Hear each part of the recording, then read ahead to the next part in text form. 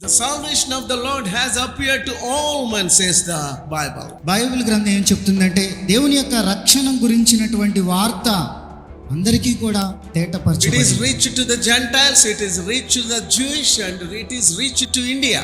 అన్యులకి ఈ వార్త చేరింది, యూదులకి ఈ వార్త చేరింది, అలానే భారతదేశానికి కూడా ఈ రక్షణ వార్త చేరింది. Now, the new corner of India as receiving the message of salvation that Jesus has born in order to give salvation.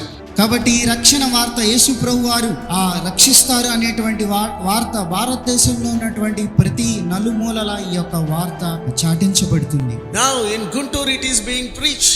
ఈ గుంటూరులో కూడా యేసుక్రీస్తు వారి యొక్క రక్షణ సువార్త ప్రకటించబడుతుంది. In 23 states of India, now the salvation has appeared. భారతదేశంలో ఉన్నటువంటి అన్ని రాష్ట్రాల్లో కూడా ఈ యేసును గురించినటువంటి రక్షణ సువార్త ప్రకటించబడింది.